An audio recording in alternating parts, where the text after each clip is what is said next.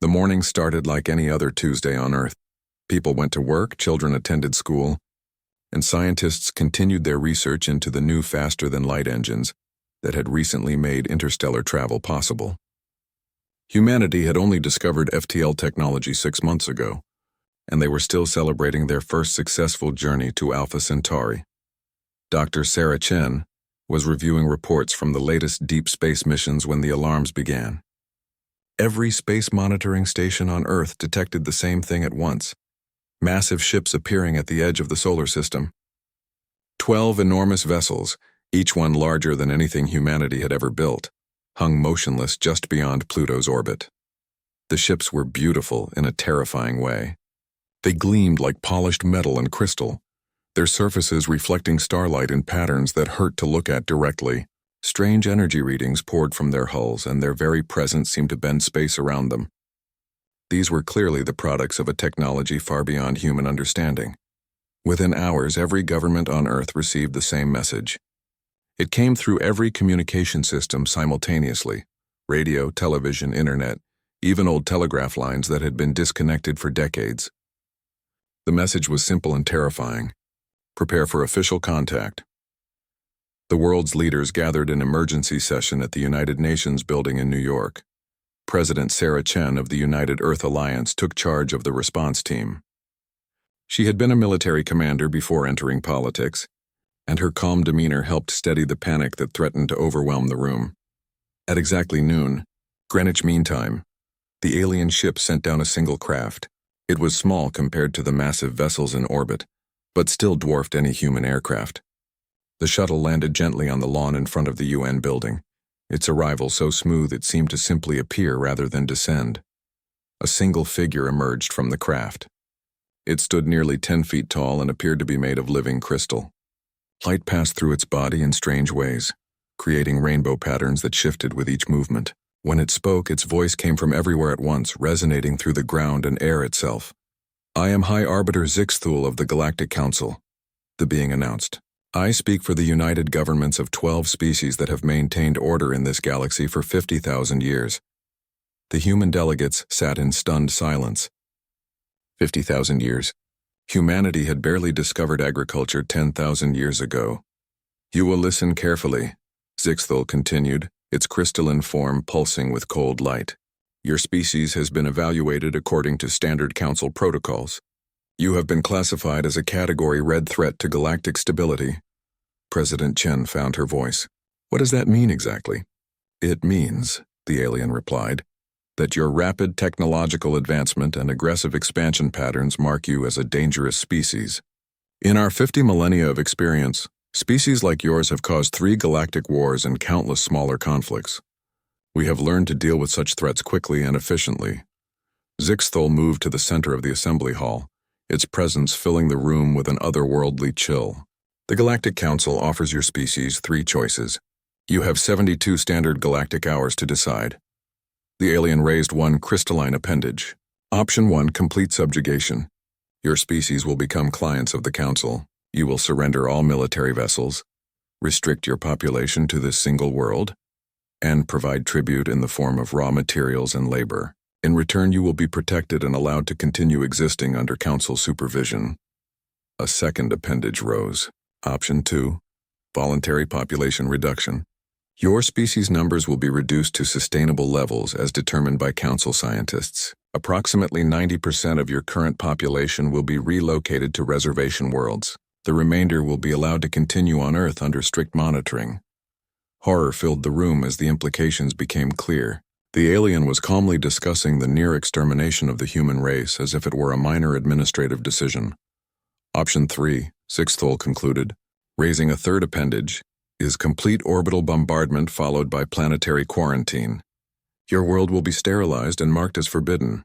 This option is reserved for species that refuse the first 2 choices." The silence in the room was deafening. Finally, President Chen stood up. "Those are our only options?" "These are the only options the Council has found necessary in 50,000 years, Zixthul replied. "No species has ever required additional choices." "And if we refuse all 3?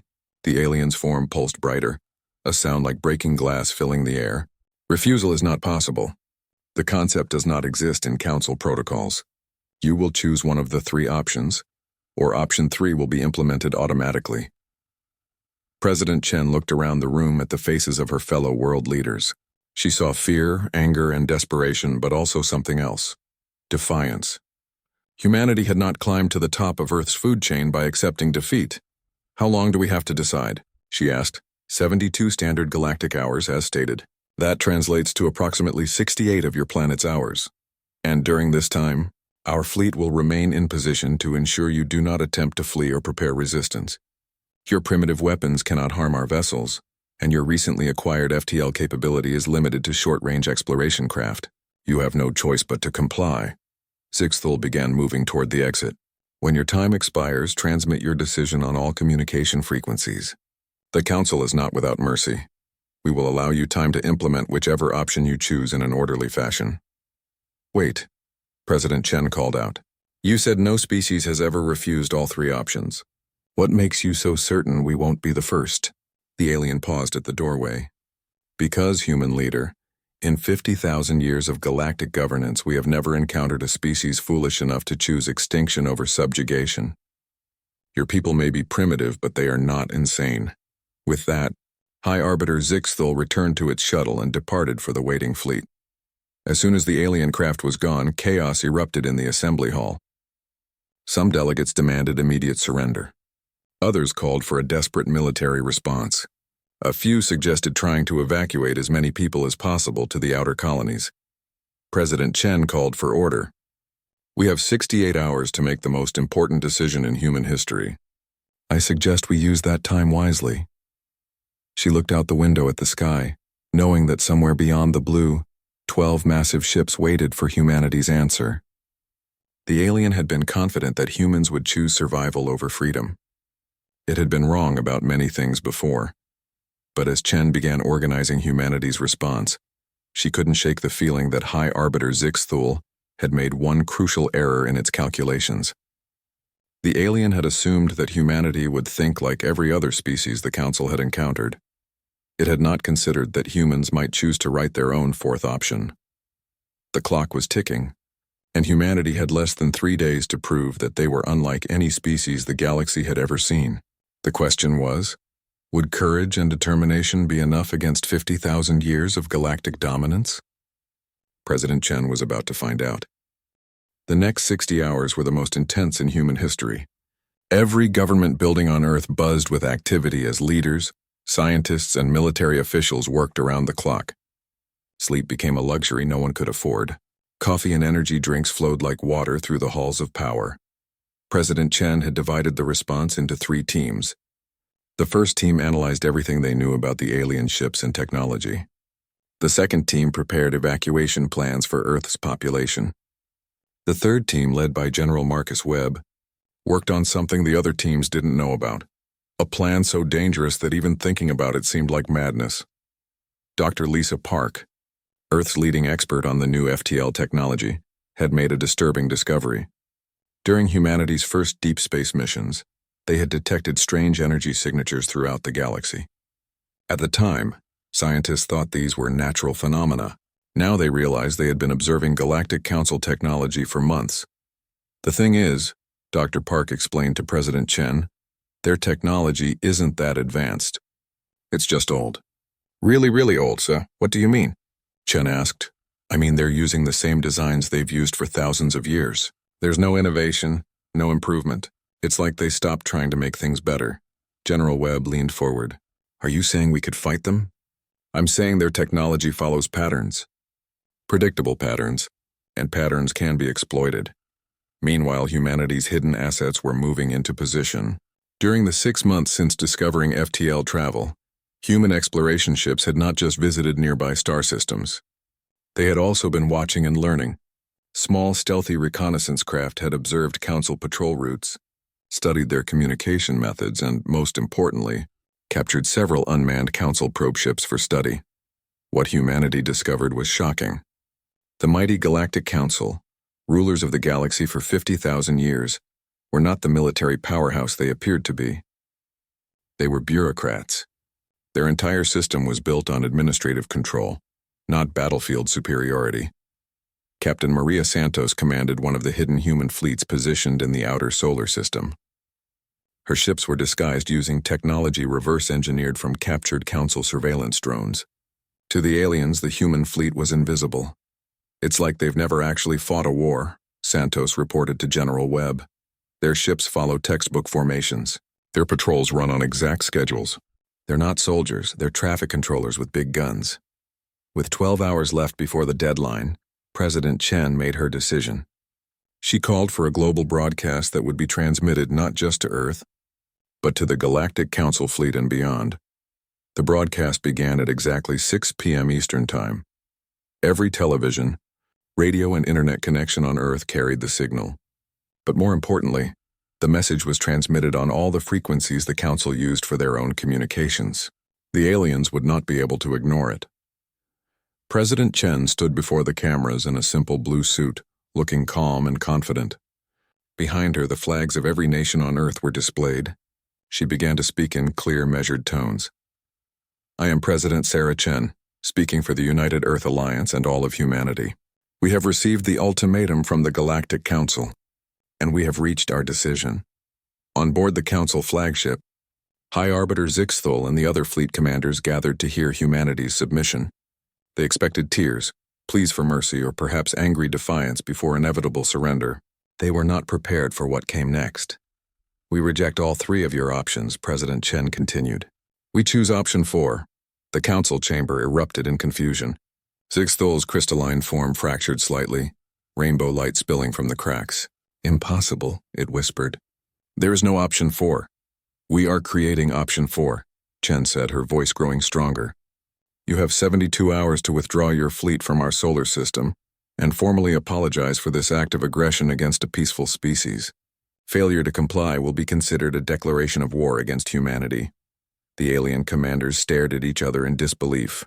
In 50,000 years, no client species had ever threatened the Council. The very concept was beyond their understanding. But President Chen was not finished. "We know you have been watching us, studying us, judging us. Well, we have been watching you too, and we have learned some very interesting things about the mighty Galactic Council." On screens throughout the Council fleet, images began to appear. Technical schematics of Council ships, patrol schedules, communication codes, detailed analysis of their weapons and defensive systems. "For 50,000 years you have maintained control through fear and the threat of overwhelming force," Chen continued. "But we have discovered the truth. You are not warriors. You are administrators who have grown fat and lazy on the submission of others." High Arbiter Zixthul began transmitting urgent messages to the Council homeworld. This was not part of any scenario they had prepared for. The humans were not just refusing to surrender. They were actively challenging the Council's authority. "Your ships are powerful, but they are old and predictable," Chen said. "Your crews have never fought a real war. Your tactics have not changed in millennia. You are bureaucrats playing at being soldiers. And we are soldiers who have learned to play your bureaucratic games." The broadcast reached not just the Council fleet, but every inhabited world in the galaxy. For the first time in 50,000 years, the client species of the galaxy were witnessing their masters being challenged by a newcomer. "But here is what will truly shock you," President Chen said, smiling for the first time since the broadcast began. "We are not going to become what you are. When we win this war, and we will win, we are not going to subjugate the galaxy or demand tribute from other species. We are going to set them free." The implications of this statement rippled through the Council fleet like a shockwave. A species that wanted to liberate rather than conquer. It was beyond their comprehension. "The age of the Galactic Council is over," Chen concluded. "The age of freedom has begun. You have 72 hours to accept this reality and withdraw peacefully. If you choose to fight, you will discover why humanity climbed to the top of the food chain on a world filled with predators." The broadcast ended with an image of Earth, blue, beautiful, and defiant. In the Council fleet, chaos reigned. Officers shouted contradictory orders. Some demanded immediate attack. Others counseled withdrawal and consultation with the homeworld. A few, the wisest among them, quietly began calculating how quickly they could surrender if things went badly. High Arbiter Zixthul stared at the dark screen where the human president's image had been. In its 50,000 years of existence, it had never encountered anything like this. The humans had not just refused to surrender, they had turned the entire situation upside down. "Fleet Commander," it finally said to its subordinate, "prepare for immediate assault on the human homeworld. We cannot allow this insubordination to spread." "Yes, High Arbiter. Shall we begin with orbital bombardment?" "No," Zixthul replied, its voice filled with cold fury. "We will do this properly. Full invasion. We will make an example of this species that will be remembered for another 50,000 years." But as the Council fleet prepared for battle, they failed to notice the subtle energy signatures appearing throughout the solar system. Captain Santos and her hidden fleet were dropping their disguises, revealing ships that looked nothing like the primitive craft the Council expected. The humans had spent 6 months preparing for this moment.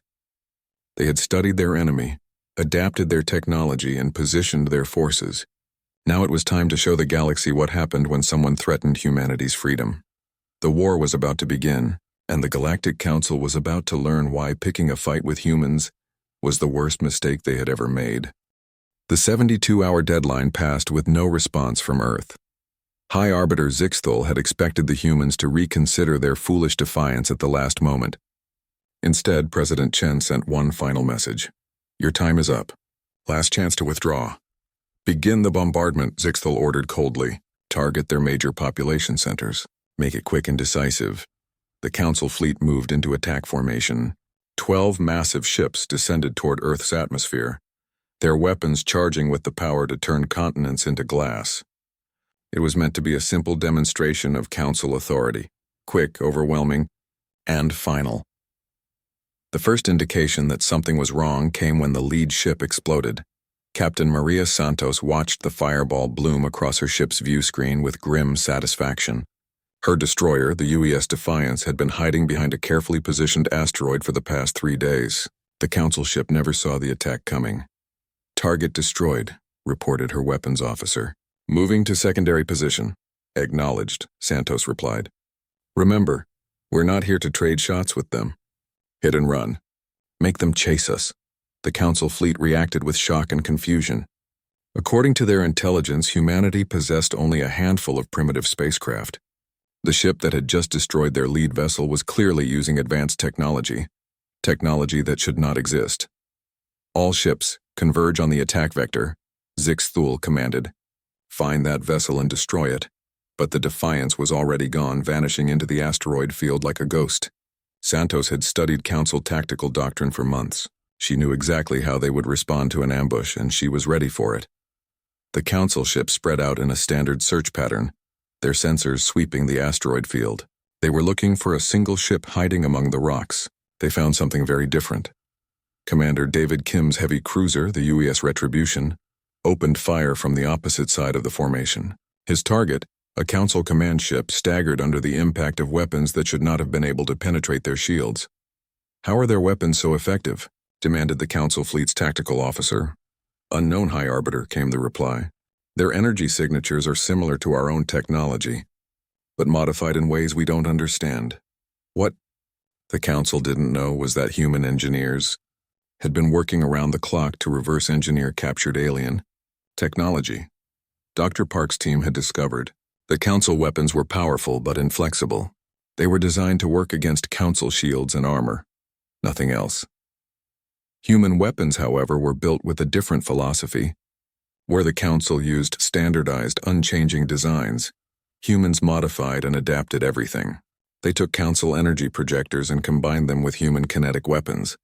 They used Council shield generators to protect human missile systems. Most importantly, they ignored every safety protocol and efficiency standard the Council considered sacred. "Sir, we're detecting multiple human vessels throughout the system," reported the Council sensor operator. "They appear to be using some form of advanced stealth technology." Zixthul's crystalline form cracked further. "How many ships?" "At least 30, High Arbiter. Possibly more." The truth was even worse than the aliens realized. Humanity had built 60 combat vessels in the 6 months since discovering FTL travel. They were smaller than Council ships, less heavily armored, and carried smaller crews. But they were fast, agile, and crewed by beings who had spent their entire evolutionary history learning how to fight. Admiral Rebecca Torres commanded the main human battle group from her flagship, the UES Sovereign. She watched the tactical display with the calm focus of a predator. The Council ships were powerful, but they moved like parade floats. Their formations were perfect textbook examples that any human military academy student could predict. All ships, execute pattern Delta, she ordered. Show them what chaos looks like. The human fleet scattered in all directions, abandoning any semblance of traditional formation flying. To the Council observers, it looked like the human force had simply dissolved into random motion. In reality, it was a carefully coordinated attack pattern that had been tested in hundreds of simulations. Council ships found themselves facing attacks from multiple directions simultaneously. When they turned to engage one human vessel, two more would appear in their blind spots. When they tried to retreat to regroup, human ships would harry them with long-range fire. Captain Santos, still weaving through the asteroid field, opened a communication channel to the Council flagship. "Attention alien vessels. This is Captain Maria Santos of the United Earth Navy. You are in violation of solar system sovereignty. Surrender now and you will be treated according to the Geneva Conventions."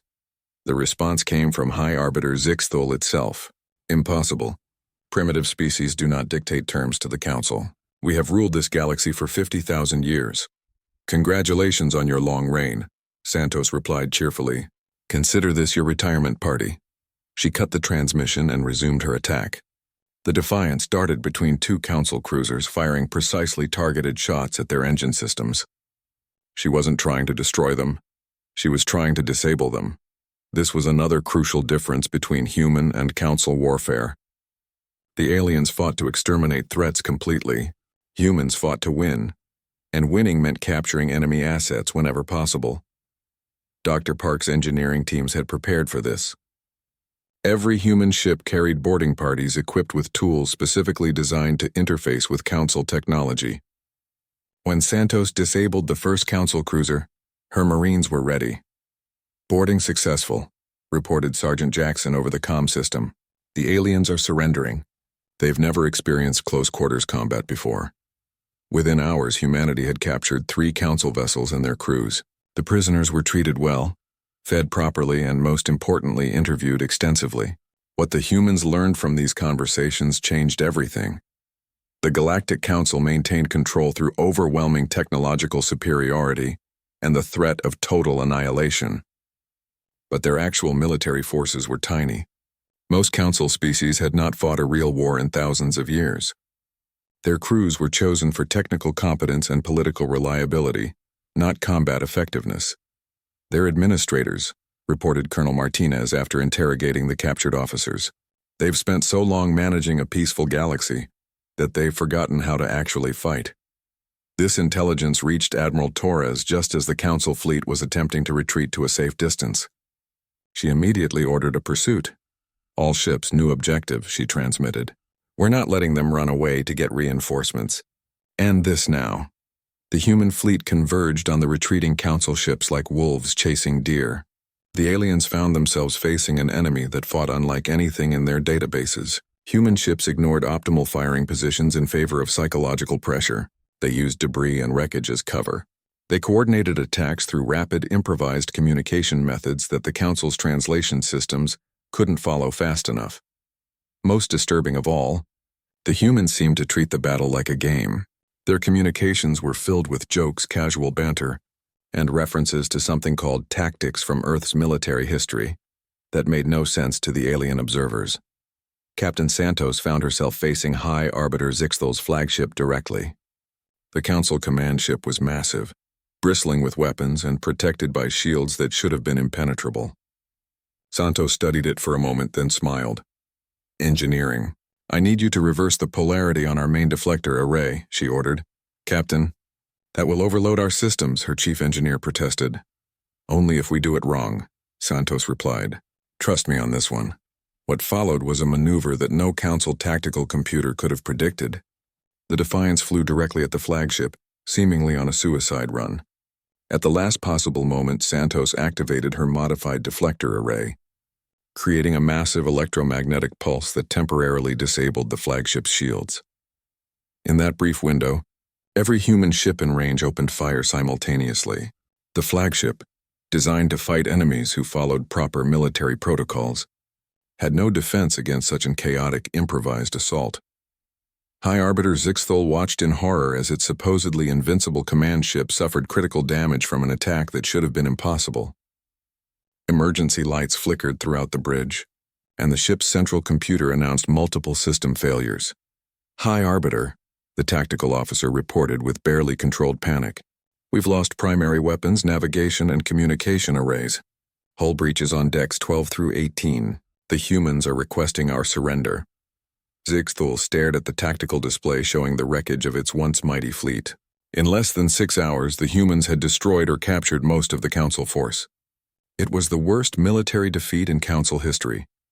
For the first time in 50,000 years, the Galactic Council had met an enemy they could not defeat through superior technology and overwhelming force.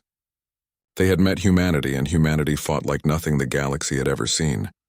News of the Council's defeat at Earth spread across the galaxy faster than the Council could suppress it. For 50,000 years, they had maintained absolute control over galactic communications, but they had never faced an enemy who understood information warfare. Captain Santos had done more than just defeat the Council fleet. She had broadcast the entire battle on subspace frequencies that reached every inhabited system in the galaxy. Billions of beings watched as the mighty Council ships were outmaneuvered, outfought, and ultimately humiliated by a species that had only discovered FTL travel 6 months earlier. On the planet Keelik Prime, home to the Keelish engineering caste, Dr. Vexkar watched the broadcast with growing excitement. For 2,000 years, his people had been forced to use primitive tools and restricted technology under Council mandate. They were allowed to maintain starships and basic infrastructure, but innovation was forbidden. By the sacred circuits, he whispered to his assistant, "Look at what they've done to Council technology. They've improved it beyond its original specifications." The assistant, a younger Keelish named Mordak, leaned closer to the screen. "Is that even possible?" "The Council designs are supposed to be perfect. Perfect for the Council's purposes," Vexkar corrected. "But these humans, they've combined systems in ways that should be impossible. Look here. They're using Council shield generators to create offensive weapons. And here, they've modified FTL drives to generate tactical advantages in real-time combat." Across the galaxy, similar conversations were taking place. Species that had been subjugated for millennia were seeing their oppressors defeated by newcomers who seemed to treat advanced technology like building blocks in a child's game. On Margoth Prime, War Leader Graltak watched the broadcast with different eyes. His people had once been a proud warrior culture, but the Council had declared them a historical curiosity and restricted them to ceremonial weapons and ritual combat. For 1,000 years, the Margoth had dreamed of real battle. "They fight like our ancestors," he rumbled to his second-in-command. "No rules, no restrictions, just the will to win. Should we contact them?" asked Sub-Leader Vecron. "Yes," Graltak decided. "If these humans are truly fighting the Council, then they will need allies who understand war." Back in the solar system, the aftermath of the battle was revealing just how unprepared the Council had been for real combat. High Arbiter Zixthul sat in the detention facility aboard the UES Sovereign, its crystalline form dim with defeat. Admiral Torres entered the room carrying a simple metal chair, which she placed across from the alien leader. The contrast was striking, the advanced crystalline being and the human in a plain military uniform. "I have a proposition for you," Torres said without preamble. "Your fleet is destroyed, your crew is captured, your authority in this system is finished. But you still have a choice." Zixthul's light pulsed weakly. "What choice could a primitive species offer the High Arbiter of the Galactic Council?" "The choice to be part of the solution instead of part of the problem," Torres replied. "We've been analyzing your technology and your methods of control. Did you know that most of your client species are capable of far more advanced technology than you allow them to use?" "Of course," Zixthul said. "Unrestricted technological development leads to chaos and war. The Council learned this lesson millennia ago." "No," Torres corrected. "Unrestricted technological development leads to change, and change threatens those in power. You've been holding back galactic civilization for your own benefit." She activated a holographic display showing technical schematics. "The Keelish could revolutionize FTL travel if you let them. The Margoth have military insights that could change how space combat works. The Zephyrians have developed theoretical models for energy generation that could power entire star systems. And if we had allowed such developments, the galaxy would have destroyed itself in endless wars, Zixthal insisted. Maybe, Torres admitted. Or maybe it would have grown beyond your ability to control it. Either way, that's not your decision to make anymore. The conversation was interrupted by an urgent communication from Earth. President Chen appeared on the display, her expression serious but determined. Admiral, we're receiving communications from across the galaxy. Dozens of species are requesting contact with us. Some want to form alliances, others want to trade technology, and a few want to declare independence from the Council entirely. Torres smiled grimly. How is the Council homeworld responding? They've dispatched the Fifth Fleet, Chen reported. According to our captured intelligence, that's their elite force. Ships that haven't been deployed in combat for 10,000 years. Zixthal's form brightened slightly. The Fifth Fleet does not negotiate. They do not take prisoners. You have doomed your species by provoking them. We'll see about that, Torres replied. Admiral Chen, prepare our response. It's time to show the galaxy what happens when humans make friends. Over the next few weeks, humanity did something the Council had never anticipated. They shared their technology freely. When the Keelish contacted Earth requesting alliance, humans not only agreed but immediately transmitted detailed specifications for their modified FTL systems. Dr. Vexikar couldn't believe what he was seeing. They're giving us everything, he told his engineering team. Shield modifications, weapon designs, even their manufacturing techniques. No restrictions, no limitations. Why would they do this? Asked Mordak. Because they understand something the Council never did, Vexikar replied. A galaxy full of allies is stronger than a galaxy full of slaves. The Keelish weren't the only ones joining humanity's growing coalition. The Margoth contributed their warrior culture and tactical knowledge. The Zephyrians provided advanced energy systems. The Altarians offered their expertise in space construction. Even some of the minor Council species began secretly sending technical data to the Human Alliance. Commander Chen Wei, Sarah Chen's younger brother, found himself commanding a mixed fleet of human and alien vessels. The integration of different technologies and fighting styles created combinations that no military strategist had ever imagined. It's chaos, reported his tactical officer, a Margoth warrior named Bractal, but it's effective chaos. The Council relies on predictability, Chenwei replied. We're going to show them what unpredictability can accomplish. The Human-Alien Alliance had grown to include over 30 species by the time the Council's Fifth Fleet arrived at the edge of human space. The elite Council force consisted of 50 massive warships, each one a masterpiece of ancient technology and devastating firepower. Fleet Admiral Kethvar, commander of the Fifth Fleet, had spent 3,000 years in service to the Council. He had never lost a battle, never retreated from an enemy, and never questioned Council authority. To him, the humans were simply another primitive species that needed to be reminded of their place in the galactic order. Deploy standard formation. 7, he ordered as his fleet approached. The outer planets of the solar system. Begin long-range bombardment of military targets. Avoid population centers until resistance ceases. But the Fifth Fleet sensors detected something unexpected. Instead of a handful of primitive human ships, they found a massive coalition force waiting for them. Hundreds of vessels from dozens of species, all using technology that had been restricted by Council law for millennia. Admiral, reported his sensor operator, I'm detecting Keelish FTL signatures, Margoth battle formations, and Zephyrian energy weapons. Multiple Council client species appear to be in active rebellion. Kethvar studied the tactical display with growing concern. This was not a simple military operation anymore. This was a galactic civil war, and somehow the humans had managed to unite dozens of species against Council authority. Open a communication channel to the human fleet, he ordered. Perhaps we can resolve this without unnecessary bloodshed. Commander Chenwei accepted the communication request from his flagship, the UES Liberty. Standing beside him were representatives from a dozen different species, all united in their determination to end Council dominance. I am Fleet Admiral Kethvar of the Fifth Fleet, the Council commander began. You are in violation of galactic law and Council authority. Surrender immediately and your species will be granted the standard terms for rebellion. I'm Commander Chenwei of the Terran Federation, came the reply. And I'm afraid we're past the point of surrender. You see, we've learned something important about council law. And what is that? It only works if people choose to follow it, Chen Wei said. We choose not to. And apparently, we're not alone in that choice. The transmission ended and both fleets prepared for battle. But this would not be like the one-sided engagement at Earth. The Council Fifth Fleet was about to face an enemy that combined the technological knowledge of dozens of species with the tactical innovation of humanity. For the first time in 50,000 years, the Galactic Council was about to discover what happened when the galaxy fought back. The battle that would decide the fate of galactic civilization began with Fleet Admiral Kethvar's confident advance toward the human coalition. His Fifth Fleet had never faced defeat in 10,000 years of service.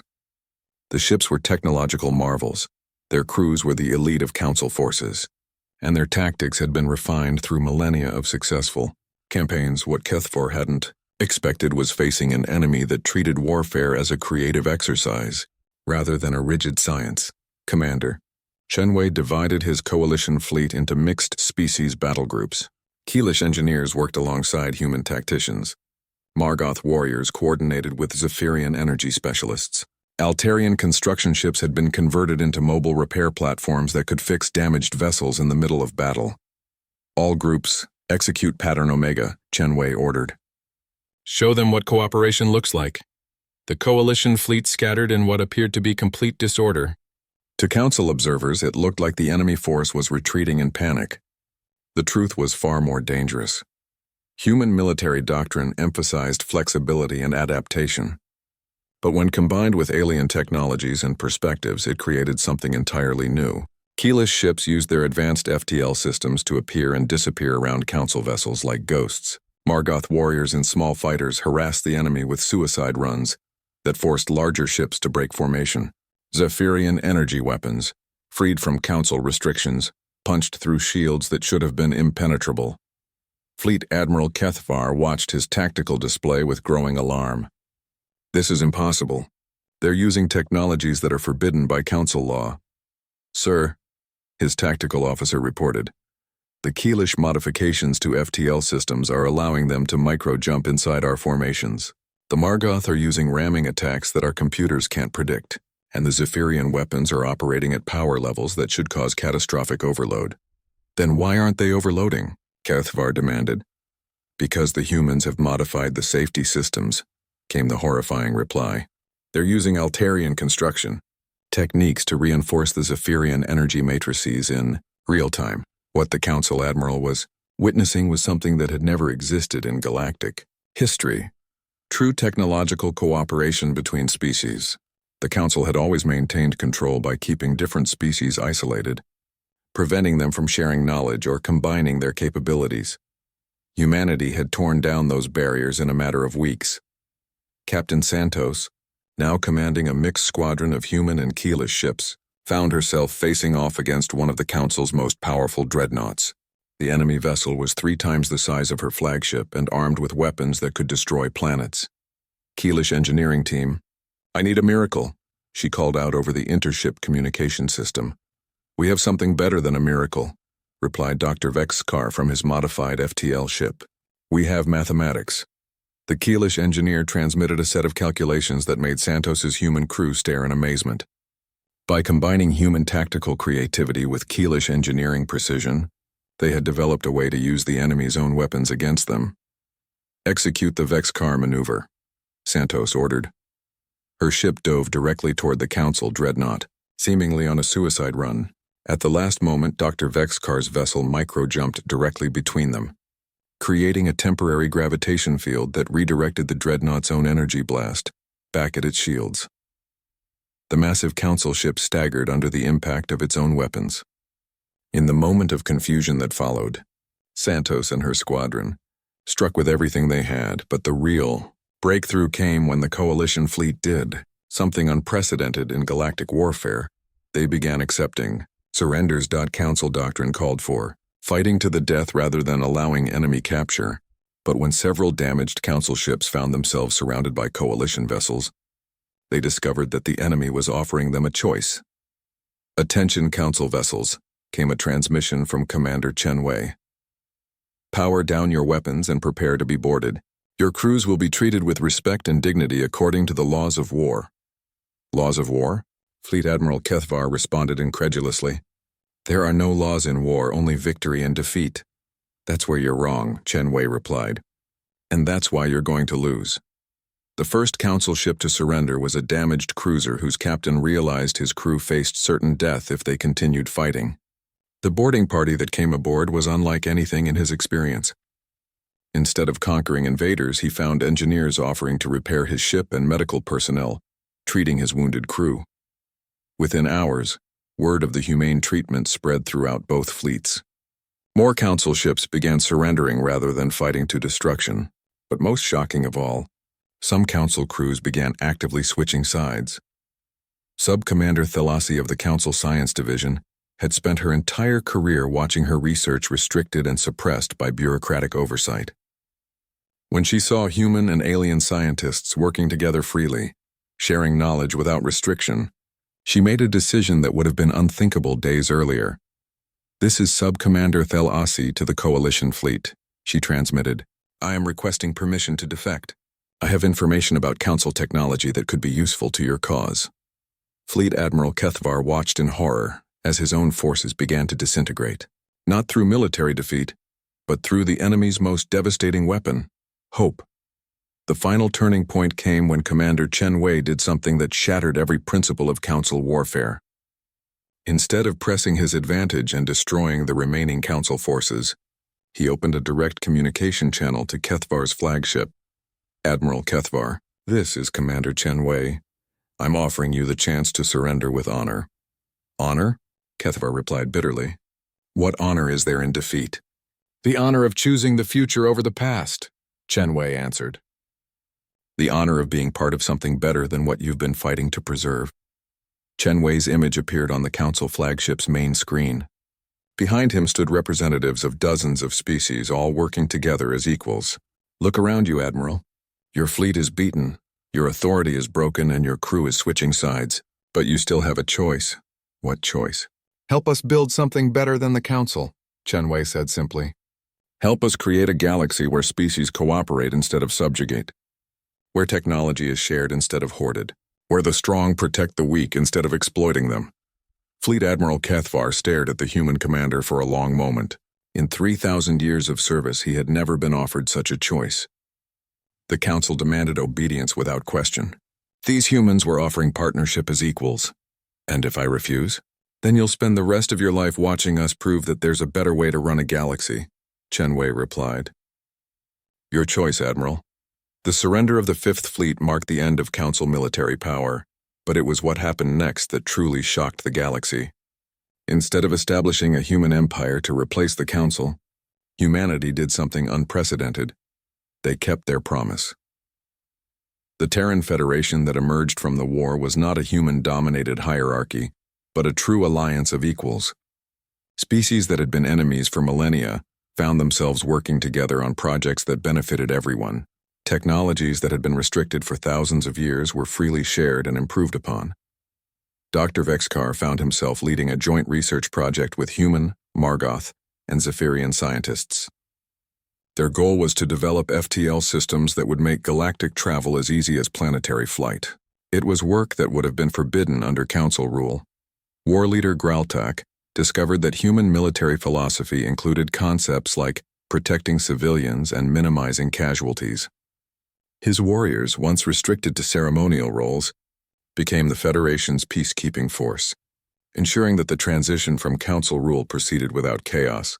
President Chen, now Secretary General of the Terran Federation, stood before the assembled representatives of over 100 species in the new galactic capital on neutral Luna Station. The diversity in the room would have been impossible under Council rule. 6 months ago, she began, the Galactic Council threatened to destroy humanity for being too dangerous to exist. They were right about one thing: we are dangerous. We're dangerous to tyranny, dangerous to oppression, and dangerous to the idea that any species has the right to rule over others. The assembled delegates, representing species that had been enemies and strangers just months before, responded with the first genuine applause the galaxy had heard in 50,000 years. But the greatest moment came when High Arbiter Zixthol, former leader of the Galactic Council, approached the podium. Its crystalline form had healed during captivity, and its voice carried new tones of humility. "I have served the Council for 20,000 years," it said. "I believed that order required control, that peace required submission, that stability required stagnation. I was wrong." The audience listened in stunned silence as the former tyrant continued. "These humans have shown us something I thought impossible. That chaos can create order, that freedom can bring peace, and that change can bring stability.